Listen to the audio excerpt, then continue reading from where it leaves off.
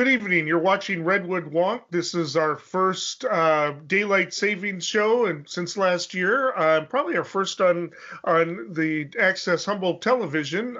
You're watching us either on Access Humboldt 12 or you're listening to us on KZZH.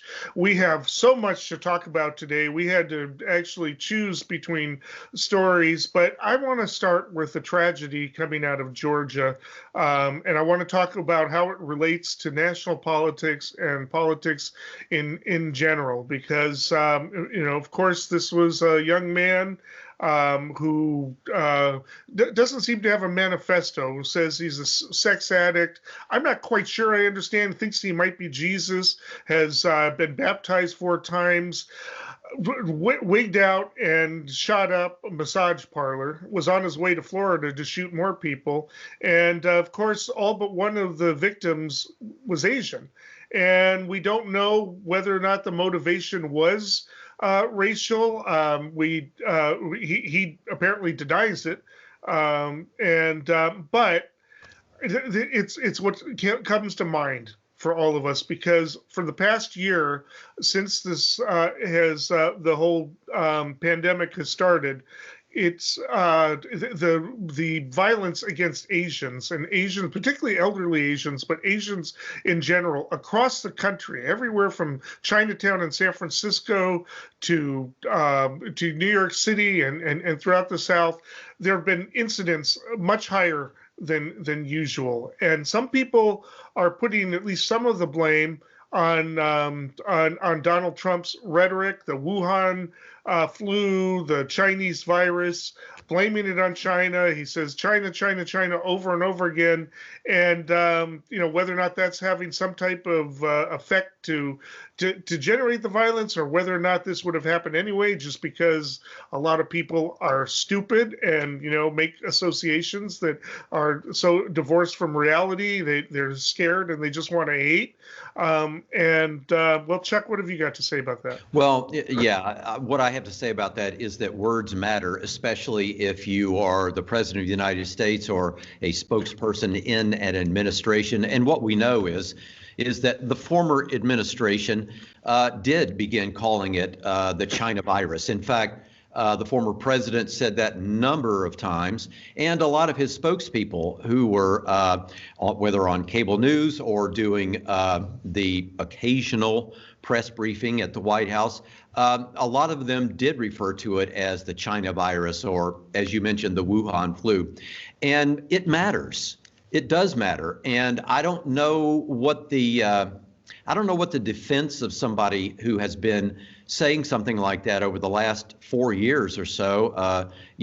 Obviously, he used rhetoric for his whole administration, even before he became president. I mean, he began his campaign denouncing people from Mexico. So he's done that over and over and over, and it has an impact on those populations, whether it's folks from Mexico or whether it's people who are of Asian descent. It's part of an entire piece, and it's part of the name calling that started when he came down that escalator in 2015. And it has an impact, and there should be some consequences. And I don't know how this is going to play out, but I think it's hard not to make a connection with the shootings in Atlanta. I think there were, 3 different locations, as I recall, 2 in the city itself and 1 a little bit outside of Atlanta. I think all but 1 of the victims Asian. Yes. And there have been folks who are of Asian descent in Congress who've been speaking out on that a lot today, for sure. So I don't know how many times we can say that words matter. It's up to people who occupy positions of responsibility to be responsible. And unfortunately, we're not always lucky enough to have people in positions of power who recognize that. Yeah, well, I mean, and again, we've got, it's something that we really have to address.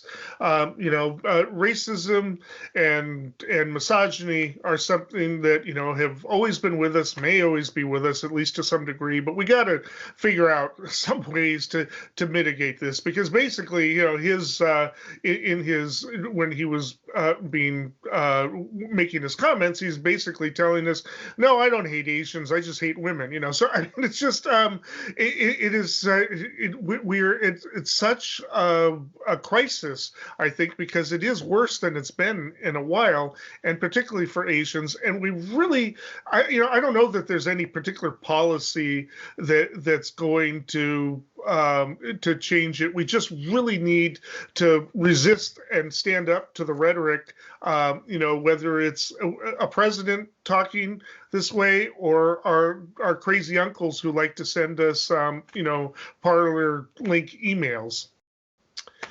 Yeah, I don't know what the answer is, because it's more of an attitude than it is anything else. And I don't know how you legislate attitudes or legislate a change in attitude. But it is clear that, as you say, this is on the increase. And actually, that's not just an assumption. There are statistics. There are law enforcement statistics that come from places like the FBI and all of our intelligence agencies that monitor these kinds of things, that do show that this problem has been steadily growing over the last few years. And this is just one more piece of evidence. And you wonder where the next one's going to be. It's something that seems endemic in our society, but it has definitely bubbled to the surface over the last few years. Our next topic is the immigration, the crisis at the border. There's been an increase, an unusual number of people coming to the border in recent months. Now, the numbers have been up for about 10 months. They started happening last spring. But they remained high throughout the winter. The question is, that the Republicans are raising, as they are, describing this as some kind of a threat that could also lead to more violence against Latinos, especially by Border Patrol officers, if they feel empowered to do that. We're hoping that that's going to change under this administration. But the saying, the claim is that Biden has been so pro-immigrant and talking pro-immigrant and talking open borders that he's encouraged all these people to travel. Now, they couldn't come here overnight. Most of them are at the border who are asking for asylum are coming from what's referred to as the Northern Triangle, the Central American companies that have a history of civil wars and kleptocracies, if not tin pot dictatorships. And situations are really bad there. People are really desperate, either to get out of there, or to their whole families out of there, or to get their, send their kids without parents just because, they want them to have some hope for a better life, or people coming to earn money to send back to Central America. It's just so bad that the border is being flooded right now. But, of course, the blame is being put on Joe Biden for encouraging them to come. Joe Biden, in a press conference yesterday, said, please don't come. I don't know how effective that's going to be, but at least, he's responding, saying we aren't able to handle it. The crisis is also, enhanced by the fact that apparently, at least according to the officials that have gotten in there, that Trump not only neglected but dismantled the whole immigration program apparatus. What have you got to say on that, Chuck? Well, yeah, and again, it was not just immigration. The former president didn't fill, it was thousands of positions in various departments across the federal government. So there's a lot of rebuilding of the government to do just in general, but particularly with regard to immigration. Clearly, this is not Joe Biden's fault. Immigration has been an issue as long as this country has been around. We're a nation of immigrants. So this is not new. It's just that no one's ever figured out exactly how to deal with it. Yet there seems to be some evidence that if we were to look at, as you said, that triangle of countries in Central America, whether we're talking about Guatemala or El Salvador or Nicaragua or any of the Central American countries, there's a fairly large cohort of people who study these things who suggest that if instead of us paying attention to our border, if we instead made some investments in those countries and helped to fight corruption in those countries, maybe that would disincentivize people from leaving there and walking the length and breadth of Mexico to get all the way to the Texas border or the California border, wherever it is. So as much money as we have and as much money as we spend on foreign aid and overseas and on the military, if we took some time to redirect a little bit of it to, one, fighting corruption in some of those countries, and two, after a fight against corruption, maybe did some investment in those countries, in education and healthcare and economics and so on, maybe we would see a different result. What do you think? Well, in my view, and this is, of course, I'm going to be accused of being bleeding heart leftist, but in my view, we owe these people because we spent decades undermining those societies, military aid to deadly regimes with death squads, and maintaining civil wars that just lasted from the 1930s, maybe even before that, and on. And Honduras was we used as basically a military base to attack Nicaragua, which had overthrown a dictator, which one of our senators famously said of his father, Somoza may be a son of a bitch, but he's our son of a bitch. So here we have these small nations that were caught up in our backyard, as President Reagan referred to it, which has got to be one of the most arrogant concepts ever, and caught up in our Cold War. And I remember, this was when I was coming of age, becoming more political, attending protests, no draft, no war, U.S. out of El Salvador, another Vietnam. That was like one of the big ones. Nicaragua, the Sandinistas had overthrown. We then supported Somoza's former thugs trying to retake the country, led to a civil war. I mean, Guatemala, with Rios Montt, the dictatorship, installing a born-again Christian that our fundamentalists all loved up here, Pat Robertson and the rest, as he massacred people in entire villages on the western portions of Guatemala to clear those towns of the devil. We have a history. We owe these people. And yes, we need to do more than invest. We need to have a kind of an international Marshall Plan to improve these economies. Now, we also still have some people coming from Mexico. That's been slowed down because Mexico's economy has improved over the past couple of decades. But Mexico still has its problems. It's the number one country 4 out of the last 5 years for killing journalists. And that not just gangs, but people suspected to be involved in government. So we've got corruption on these levels that we haven't been as involved in Mexico as we were in those Central American nations, but we owe it to them. These people are coming here because of the inertia of decades of destabilization that we did in the name of our own civil war, and so that we could I'm sorry, I'm going to talk like an old leftist here, exploit their resources. We make sure that land reform didn't take place, that didn't involve resources coming directly from their country to our industries. It's a little bit more complicated, but not that much more complicated. I mean, Coca-Cola. Anyway, I don't have enough time to really go into it. But we owe them, and yes, we need to help them fix their countries. But we need to do it in a way that doesn't just hand off money to corrupt people at the top. Yeah, defeating the corruption seems to me to be step one. because without that, nothing else that you do would have any chance of working. And I think you probably agree with that as well. But here's a question. You mentioned the Marshall Plan, and there's certainly been a lot of people who have suggested that something akin to that is what we should be looking at as far as Central America goes. But the question really is, given the divide in Washington right now, do you think that even something like the Marshall Plan, which we have used before, would have a chance? Not right now.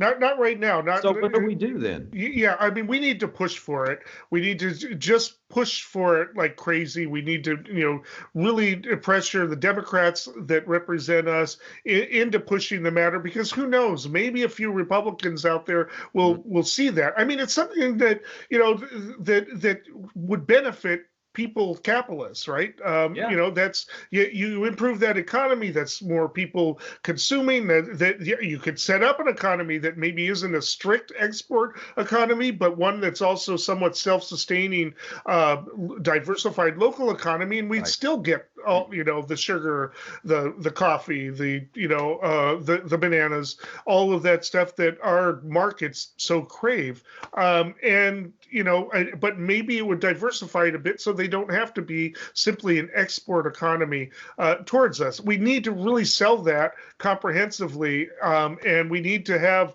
a movement.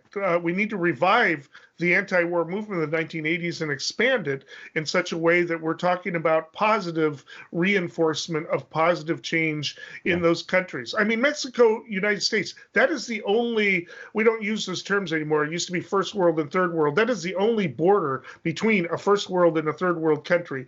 The contrast between one and the other is so steep that, is so profound that there's just no way we can't expect people to come and want to be here. Yeah, and that's just the way it is. And that's a reality. They will always come. We can't stop them with a wall. We were talking before about how apparently there's a New York Times story talking about how the wall has actually made it easier for some people to get into the country illegally. And I'll have to read that. We'll talk about that in a future in a future show. But this is profound. This was how Trump won in 2016 by spreading hate around this issue, and this is now the Republicans are now attacking Biden. They see this as his weak point, and unfortunately, it's putting Biden in a tough place. They're basically having to reopen the cages for kids plants because they're overwhelmed with the families that are so without hope that they're sending their kids across the border unaccompanied, just hoping that their kids will have a better life without them. Yeah, it's a sad situation. I think just as human beings, we have a moral responsibility to take a close look at it and figure out exactly what we can do. And you would hope that, especially as you mentioned, children are involved in this and are the ones really paying the price for this. You would hope that would be a bipartisan discussion in Washington. I don't know that it will. I don't know if we're at a point where we're going to put things like that above party loyalty or not. Let's hope, though, huh? Yeah, I mean, we're supposed to be that beacon. Today, we celebrate the triumph not of a candidate, but of a cause. The cause of democracy. We are going to raise issues that, historically have not been raised. What about the nuclear option, doing away with the filibuster? I can tell you that would be the end of the Senate as it was originally devised. All of this is possible for America. Who was standing in the way? Mitch McConnell. Where an insurrection that sought to overturn an election, when that failed, the action moved into state capitals.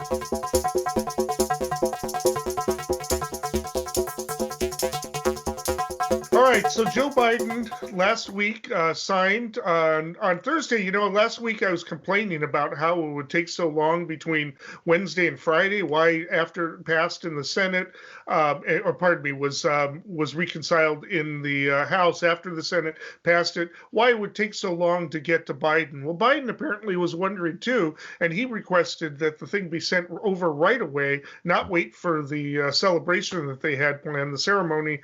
He signed it on Thursday, maybe even Wednesday night after we did. I'm not sure exactly when, but he and I last week said he had to get those checks out quickly, and he did. Apparently, the first people have already received them over the weekend. A huge batch went out today.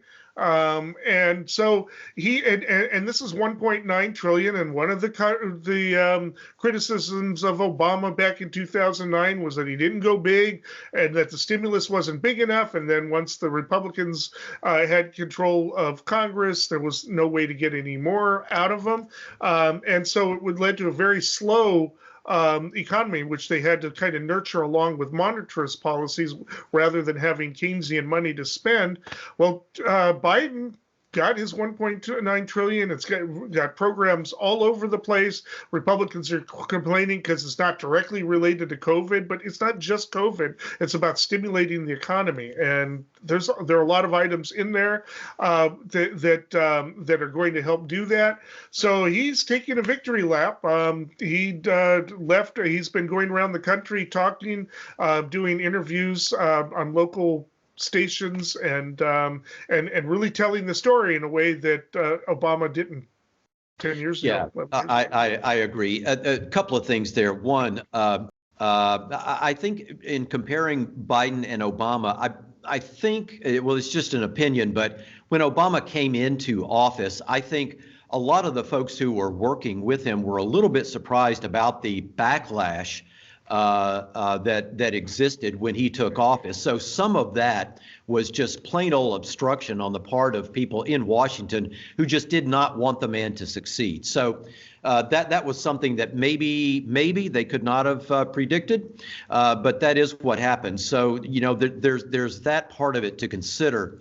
The other thing is that yes, the COVID relief is and should have been more than just about helping out state and local jurisdictions with vaccine delivery and administration and organization. Because what we do know is over the last year, this pandemic was more than just a public health crisis. It created its own economic crisis as a result. So without revitalizing the economy, we're just slowing the recovery overall. So I'm glad that the stimulus bill does take that into account. And I think had it not, it would be open to criticism on that front. Yeah. So I'm all for it. And I was glad that it's 1.9 trillion. I think that's a good use of political and economic thought on the part of the Biden administration. So I think without the economic stimulus, the COVID relief and the COVID recovery would be much slower. I agree. I do. My criticism of Obama, though, I mean, I really was disappointed in the way he continually tried to bring Republicans in, even after, or appeal to Republicans, even after it was obvious that they just weren't going to work with him. I mean, there was a lot of comedy about that. I mean, the culmination of it was, I think he was even in his second term, and I'm not sure exactly when it was, but Bush's tax cuts were supposed to sunset. And so, we were supposed to have that, and like a month before it was going to sunset, before even putting up a fight, he just announced, we're going to go ahead and agree to extend it. We just don't think that we can win this fight. I mean, try to fight. At least look like you're fighting. I'm trying to remember the name of that older woman who was the famous journalist who was always asking questions. I can't remember her name, but she was trying to ask the press guy, the press conference guy for I'm forgetting his name now, who was the press secretary. Helen Thomas is the name of the reporter. Yeah, she was pressuring him on whether or not the Obama was going to push for a public option, and he would not say. He said, "We support a public option," and she's saying, "Are you going to fight for it?" And he just came up with mealy-mouthed stuff, and she asked again, "But are you going to fight for it?" He refused to answer that question because, they wanted to have it. They knew they weren't going to fight for it because they knew that Lieberman wasn't going, who was in Connecticut where all the insurance companies are based, and he knew it. And I just felt like, yeah, okay, I get it, but you got to at least look like you're fighting. You got to at least look like you're trying. And he never did that. Biden at least looks like he's fighting. I think that's a big difference. I know that the Obama people are pushing back, saying, you were, this was a different time, and maybe they have the right to say, hey, you've learned from our mistakes, and so build on it. That's fine. But there is a little bit of a divide in the Democratic Party about it, and Biden seems to be willing to fight so far. Yeah, so far that's what I was going to say too. And so far I've been pleased. I think I've been pleased more than I thought I would be. Biden was not my first choice, but my first choice was to make a change from what we had. So, but so far I've been rather pleased. I continue though to come back to what I think is the root of a lot of these problems, and that is the giant chasm that exists in this society right now that needs to be bridged if we're going to be able to get a lot of things done moving forward. And I don't have an answer to that, but I think that it is the root of a lot of our problems, because no matter what the issue is, and that's not overstating it, no matter what the issue is, everybody retreats to their own camp to find out what they're supposed to think about it, rather than thinking, well, this is all one country, we're all one society, how are we going to get this done? This is on our to-do list, we got to get it done. Who cares who gets credit? That's not how we think right now, and that's not how you run a country. So the issue of how we bridge this divide and how we get back to country first party down the list, I think until we do that, we're not going to be solving some of these problems.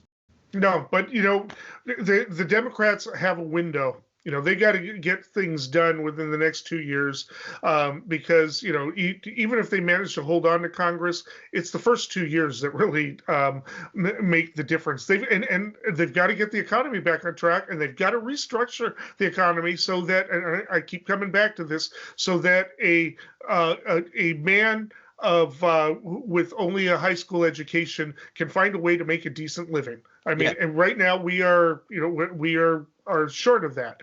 And, there's so many people who exist outside the economic system. Sometimes they do better, sometimes they do worse, sometimes they end up in jail, right? So it's just, they need to work on that. They need to push it, and they can't wait for Republicans to come around. But, but they do need to work on, some type of work, at least attempt to work with the Republicans, give it a chance, and then not do it. We'll talk a little bit about the filibuster, but I really do think that where Biden is going so far is pretty good. We'll see what happens with the infrastructure bill. He's talking filibuster reform. I mean, he's pushing, and he's going to push back. He's got to figure this thing out at the border, as we discussed in the last segment. But right now he's riding high. His approval ratings are high. They're probably going to get higher as we climb out of the economic recession, and it looks like we probably will, thanks to that bill. Yeah. I think I agree with everything. I would say, though, that the Biden administration does not have 2 years. I've been looking at some local reporting in some of the major cities around the country recently, and my view is on this that he may only have until about Thanksgiving of this year. And the reason I say that is because there's a lot of reporting around the country about who's going to be running in 2022.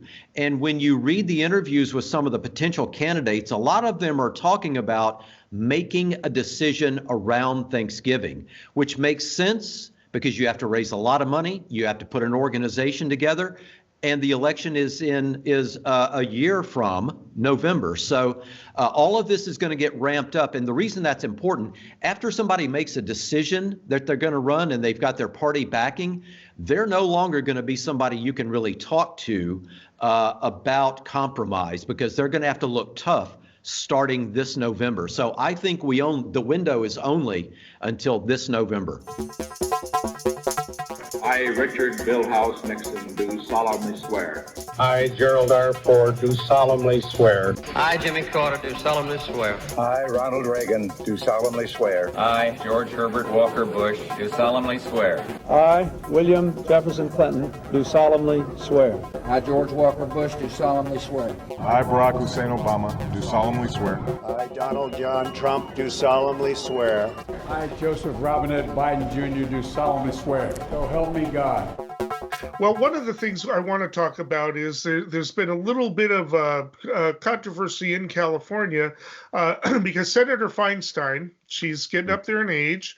She's always been a centrist that is disliked by a lot of people on the left, going all the way back to San Francisco, when I remember activists saying she's never met a high rise she didn't like, that kind of a thing.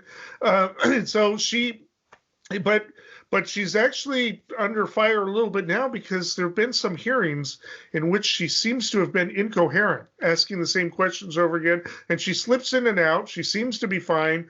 She is saying that she's in until at least the end of this this full term. I think she was reelected in 2018, so I think she will be in until 2024, and in the first part of 2025 is what she's saying. However, with all the speculation, Governor Newsom was asked, if what he would do if that Senate vacancy comes up, and he says that he would appoint a black woman. We could speculate as to who he has in mind, and apparently that ruffled some feathers in the Feinstein camp, saying you're feeding into this question about it. And she said, I have absolutely no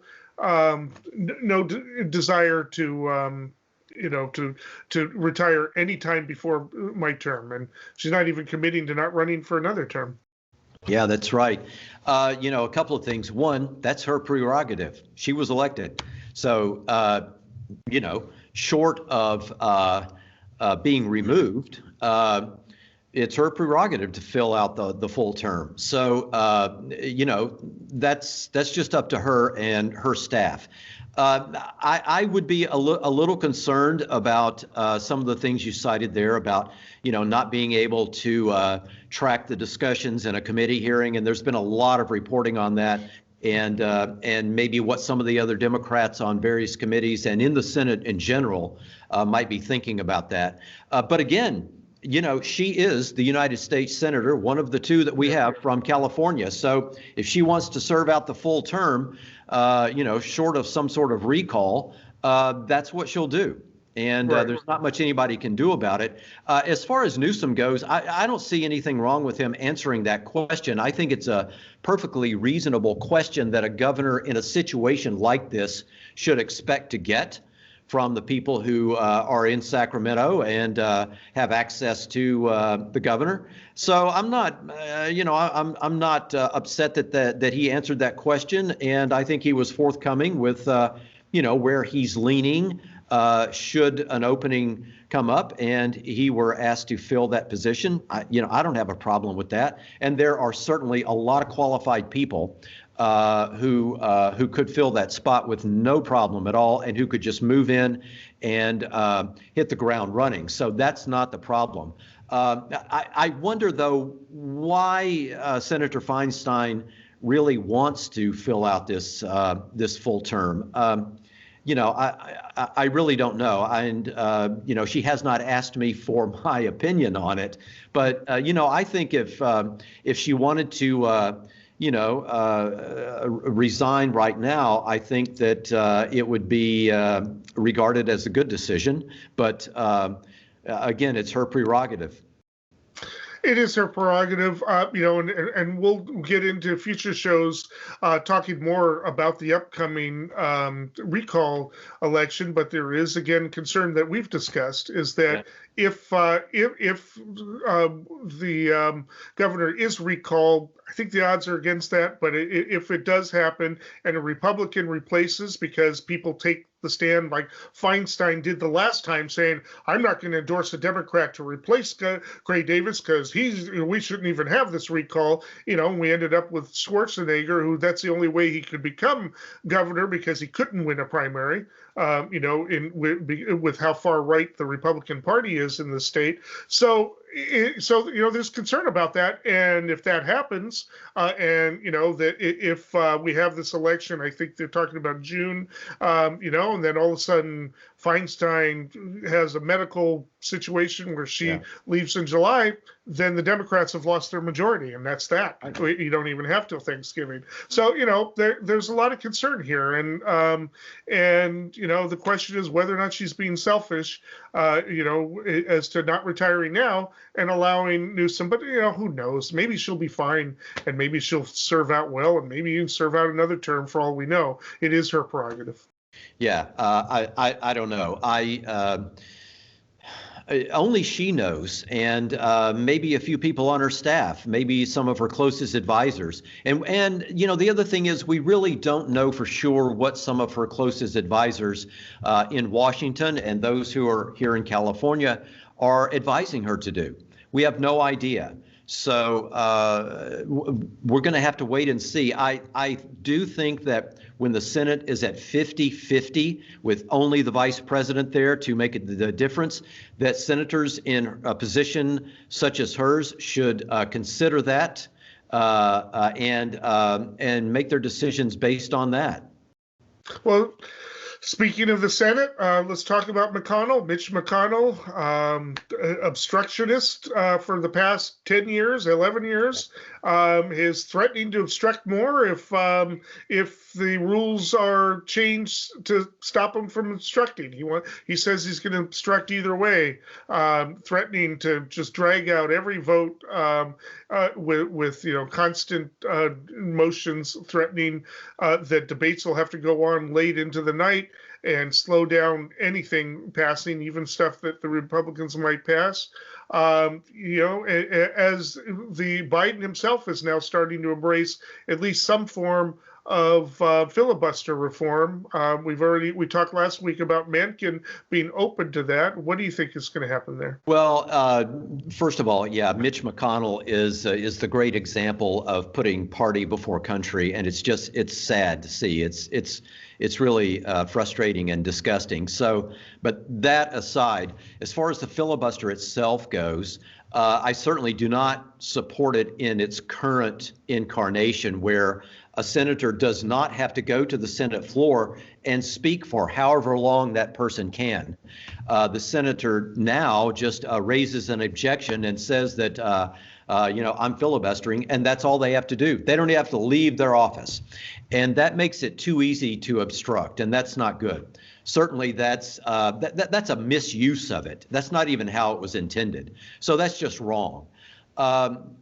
Nor do I support completely getting rid of it, because I'm somebody who happens to think that although the filibuster is in the hands of Republicans right now as far as advantage goes, that's not always going to be the case. There could come a time when the Democrats might wish that they had some sort of filibuster option at some point in the future. We don't know. So, I do favor going back to making the senators go to the Senate floor and actually speaking and actually filibustering for however long they can and making whatever point they want to make, even if they want to make a point.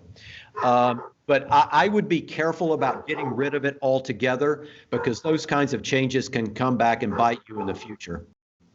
Well, I did see an expert, I'm forgetting her name, a historian on the filibuster, interviewed on The Hill, one of their programs. And she claims that we already have the provision that Senate could force them to have to go to the floor and speak, but it doesn't happen because senators are too lazy. the party that wants to, nobody wants to force it. So, maybe some sort of reform where that becomes mandatory, regardless of whether or not somebody calls for it. You have to go to the floor, regardless of whether or not somebody calls upon you to do that.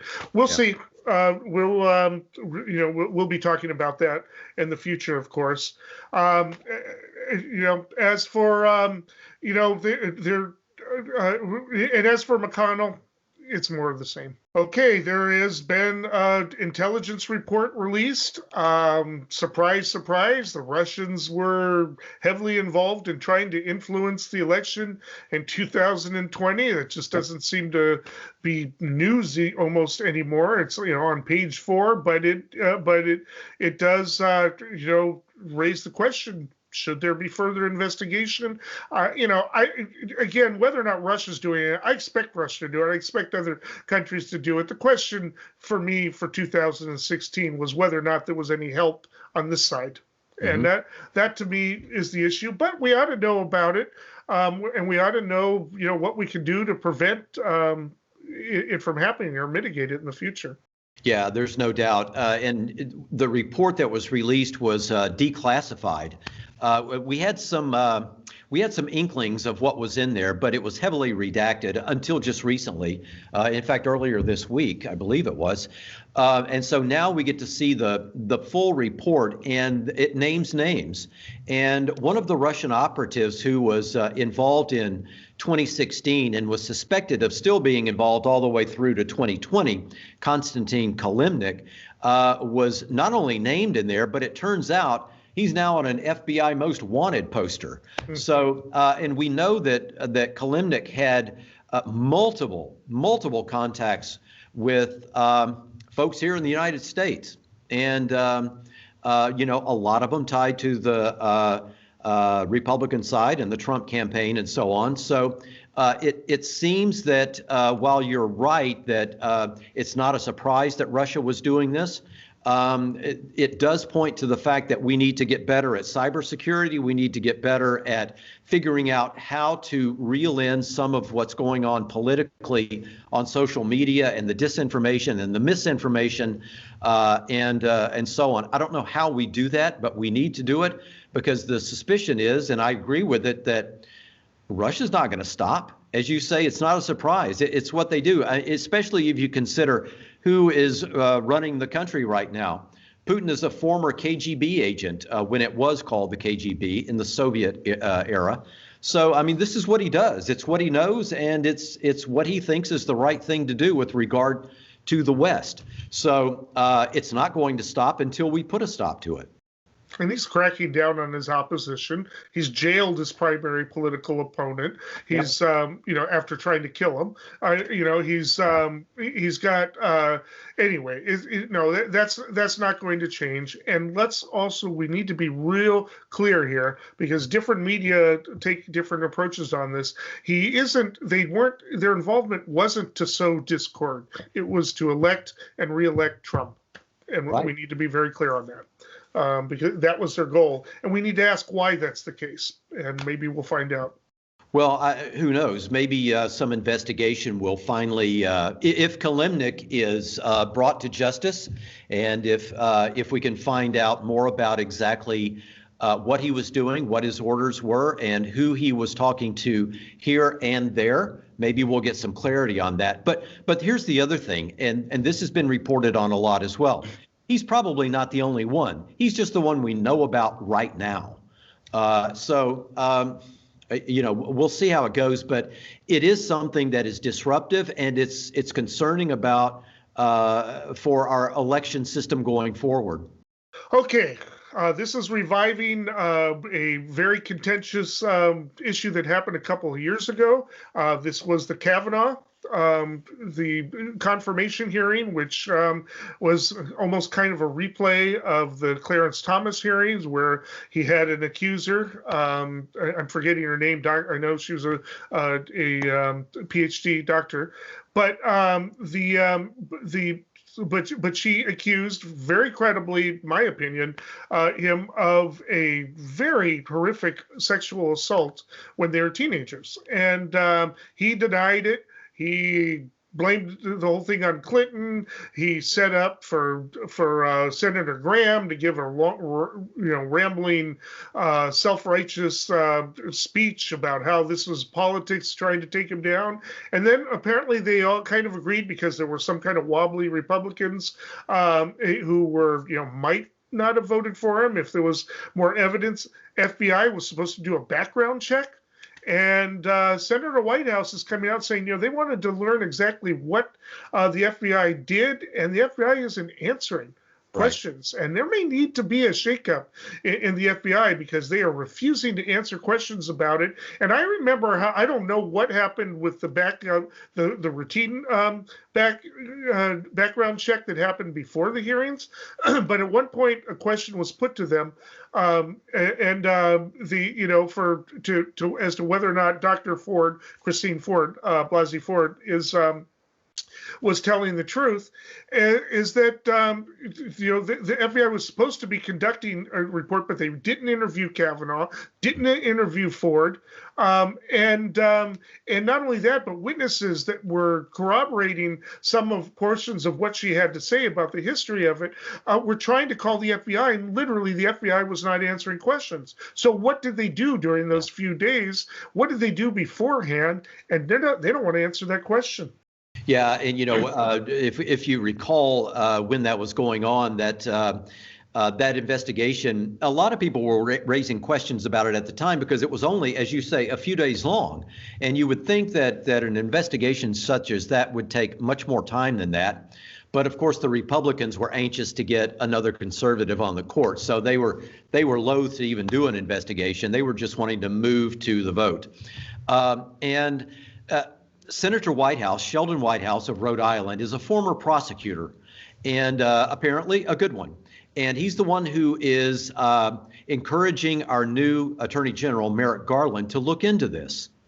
And Garland, also, a former Justice Department attorney who has been on the D.C. Court of Appeals, actually the Chief Justice of that court for a long time now, is somebody who's quite capable of overseeing something like this. So. And Whitehouse says that his suspicion is that, and he's calling it a fake investigation. I kind of wish he would not have borrowed that language from the previous administration, right.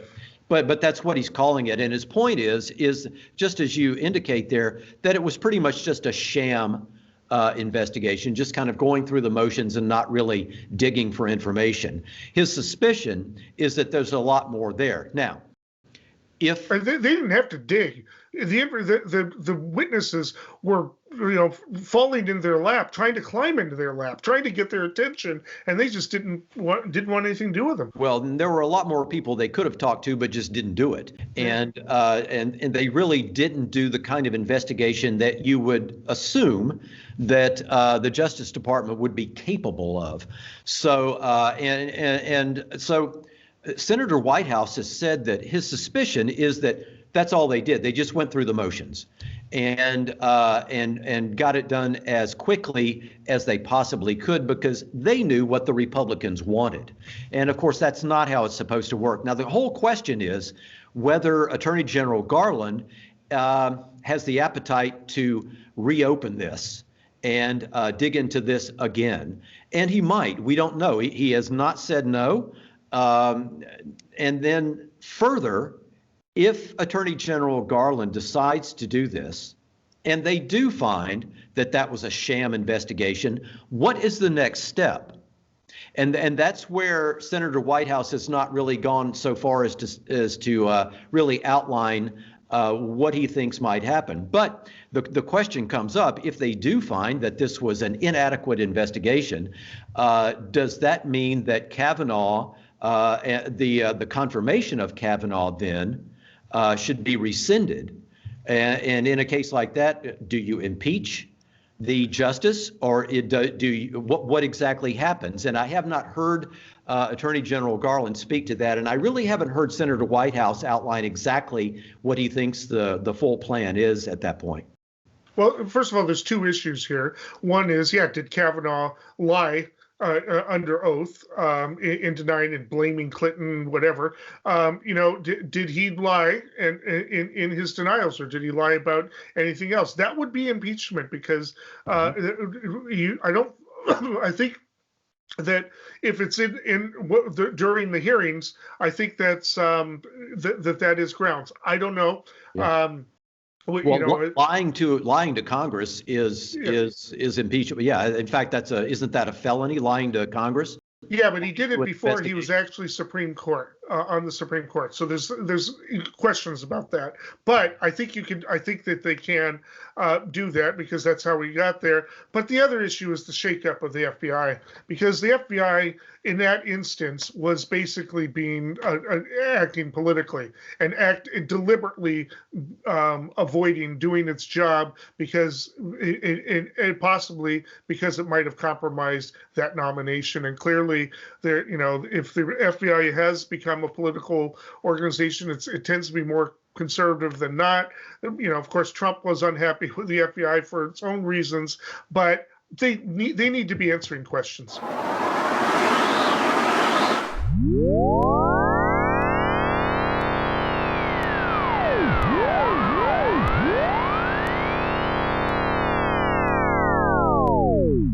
Okay, that brings us to our predictions.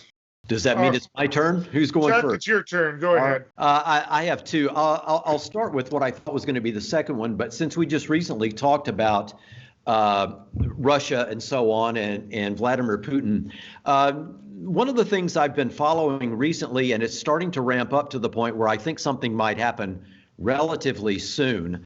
I hate to predict this, but I think it might happen. I think Putin might invade Ukraine yet again. You recall they went into Crimea, took Crimea. We didn't do much about it, so they still have Crimea. And there are still some Russian troops on the border, and probably some inside Ukraine as well. Putin, as you mentioned earlier, is having some political problems right now regarding Alexei Navalny, his opponent, who's now in prison about an hour outside of Moscow. And probably to change the topic, to change the discussion going on inside Russia, there's some speculation that he's ready to mount another invasion of Ukraine, because he's always said he wants to retake Ukraine, which of course was part of the old Soviet Union. So that's one thing. The second thing has to do with Florida and the governor there, Ron DeSantis, who has fought tooth and nail all of the COVID regulations and so on. He was on board with Trump calling it a hoax and so on and so forth. And so they've done not much there. But in recent polls, he's polling well in Florida among Republicans. So I think you might see him at some point think that he's going to announce for either president or Senate or something in Florida. I think he's going to try to ride this tide and advance himself. So watch for that. All right. I am going to predict that the insurrection investigation is going to heat up again, and I believe that it will be revealed at a certain point that congressmen and possibly Senator Hawley are being investigated for their tours, and it's going to become a controversy. Questions as to whether or not whether or not they violated the law or just acted unethically, or anyway, or have ties to these groups that pushed it. We've seen that they're going after certain oath keepers and people who have actually closer ties to Trump than we've known before. And based on some of the things I've been reading, and we'll probably get into it in more detail on another show, I think that there's some political figures that are going to be in trouble, and I think that's why the Republicans in the House are currently obstructing Nancy Pelosi from putting together the 9/11 style commission. They don't want it, and she is looking to actually go to 3 committees that are run by Democrats to do their own investigation. All right. Well, that completes this hour. There's going to be plenty to discuss next week. But Chuck, thank you very much. And Matt, thank you very much behind the scenes. We will be back. And until next time, keep thinking, keep reading, keep aware.